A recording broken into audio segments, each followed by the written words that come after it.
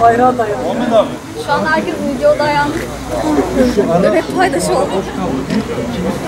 Hangi stüdyodan çıkalım? Tepe mikrofonunu kapatabilir misin diyorlar Ali. Tamam. Evet şu an bizi bekliyorlar. Sonra basına çıkıyoruz.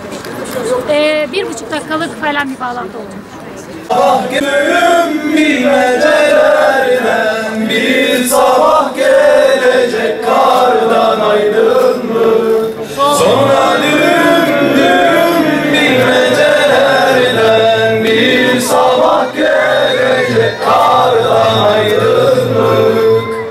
Vurulup ömrünün ilk baharında kanından çiçekler açar yanında. Vurulup ömrünün ilk baharında kanından çiçekler açar yanında. Cümle şehitlerin omuzlarında bir sabah gelecek kardan aydınlık. Cümle şehitlerin omuzlarında bir sabah gelecek kardan aydınlık. Gökten yağmur yağmur yağacak renkler, daha hoş kokacak otlar çiçekler.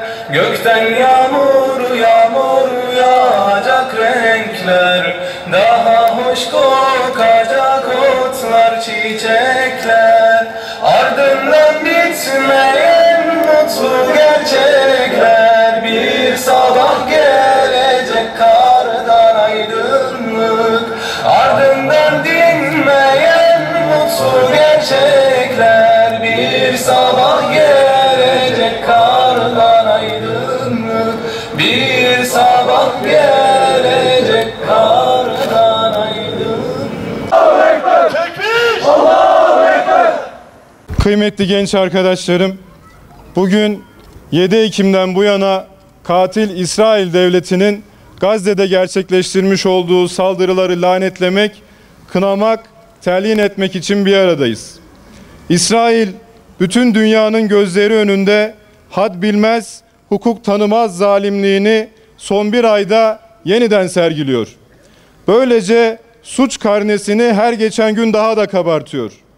Bir zamanlar Yahudilere soykırım yapan avanelerinin sessizliğini ve tepkisizliğini, hatta desteğini de kendisi için fırsat görerek onların soykırımcı mirasına sahip çıkıyor ve bugün bir benzerini Filistin halkına uyguluyor. Haftalardır tarihin en büyük yıkım ve soykırımlarından birine şahitlik ediyoruz. Gazze'de gözlerimizin önünde katliamlar yapılıyor.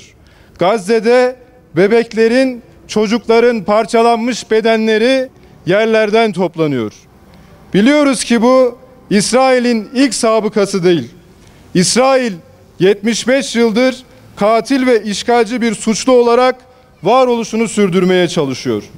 Müslümanların ilk kıblesi olan Mescid-i Aksa'nın mahremiyetini 1948'den beri çiğniyor. Barış ve medeniyetin başkenti olan Kudüs'te 75 yıldır terör estiriyor. Bir çete haliyle her gün Filistinlilerin evlerini ve mallarını gasp ediyor. Tam 16 senedir Gazze'de abluka altındaki 2,5 milyon insana hayatı zindan ediyor. Katil İsrail Filistin'den defol. Katil İsrail Filistin'den defol. Katil İsrail Filistin'den defol. Katil İsrail Filistin'den defol. Siyonistlerin ve onların avanesine dönüşen batılı devletlerin soykırımcı ortaklıkları gün geçtikçe genişliyor ve mazlumların kanı dökülüyor. Mazlumu zalim, zalimi de mazlum göstererek işledikleri suçları meşrulaştırmaya çalışsalar da elbette hakikatin üstünü örtemiyorlar. Bir takım devletlerin politikaları resmi olarak İsrail'in lehine olsa da vicdanını yitirmemiş halkları kandıramıyorlar. Bugün dünyadan yükselen seslerin bir gün onların ensesinde sille olarak patlayacağından bir haber yaşıyorlar. Bu zulmün haksızlığın ve hukuksuzluğun hesabı sorulmaz zannediyorlar. Ama biz bugün buradan bir kez daha haykırıyoruz. Gençler olarak biz işlediğiniz bütün suçları görüyoruz ve günü gelince de hesabını mukabilince soracağız. Andolsun ki soracağız. Şu an arkamızda görmüş olduğunuz haritada yer alan Filistin toprakları yeniden özgürleşene dek mücadelemizi sürdüreceğiz. Gençlerin Kudüs ve Filistin davasını yerde bırakacağını, unutacağını düşünüyorsanız yanılıyorsunuz.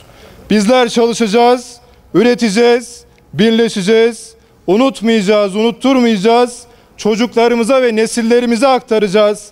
Yaşananları zihnimizde diri tutacağız ve elbet bir gün bütün bunların hesabının sorulduğunu hep birlikte göreceğiz. Mescid-i Aksa onurumuzdur. Mescid-i Aksa onurumuzdur. Mescid-i Aksa onurumuzdur. Mescid-i Aksa onurumuzdur. Geldiğimiz noktada bütün uluslararası kuruluşlar meşruiyetini Siyonist İsrail'in suçlarına feda etmiş durumdadır. İsrail'in vahşi saldırıları, uluslararası hukuku ve insan haklarını açık bir şekilde ihlal ederken Birleşmiş Milletler adeta bir düşünce kuruluşu kıvamında açıklamalar yapmaktadır. Dünyanın farklı yerlerindeki sivil inisiyatifler gibi basın açıklaması yapmaktan öteye gidemeyen Birleşmiş Milletler, İsrail'den ateşkes ilan etmesini sadece rica edebilen Dünya Sağlık Örgütü, uluslararası sistemin iflas ettiğini göstermektedir. Sivil halkın yaşam hakkı, güvenliği her zamanki gibi hiçe sayılırken barbarca saldırılar devam ediyor ve caydırıcı olmayan tepkiler soykırımcı İsrail'in hadsizliğine ve hukuksuzluğunu yanına kar bırakıyor. Bu zulmün karşısında Filistinlilerden ise adeta kaderlerine razı olması bekleniyor. Şimdi buradan bir kez daha sesleniyoruz. Canını, haysiyetini, onurunu, toprağını ve kutsalını korumak için direnişe geçen Filistinli kardeşlerimizi buradan selamlıyoruz. Genelde Filistin'de, özelde Gazze'deki direnişi destekliyor ve bu direniş bayrağını şartlar ne olursa olsun, çağlar geçse de asla yere düşürmeyeceğimizi bir kez daha ilan ediyoruz. Filistin toprakları artık meşruiyeti arizi olmuş uluslararası güçlerin insafına bırakarak tahkim ettirilemeyecek durumdadır. Zulme karşı omuz omuza. Zulme karşı omuz omuza. Zulme karşı omuz omuza. Zulme karşı omuz omuza. Gazze başta olmak üzere bütün Filistin'i yıllardır insani krizin pençesinde bırakan İsrail'e günü gelince hesabı elbet sorulacaktır. Kadınlar, çocuklar ve yaşlılar dahil olmak üzere masum sivillerin ölümüne neden olan bu vahşetin sorumluları elbet hesap verecektir. Artık Müslümanların kimsenin merhametini beklemeden harekete geçeceği günler yakındır. Birleşeceğiz, irileşeceğiz, dirileşeceğiz ve günü gelince hesap soracağız.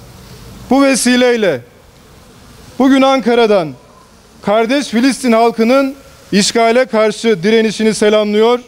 Dünyanın farklı ülkelerinde Filistin'e destek veren milyonları İsrail'in vahşetine karşı tepki göstermeye ve dayanışmaya davet ediyoruz.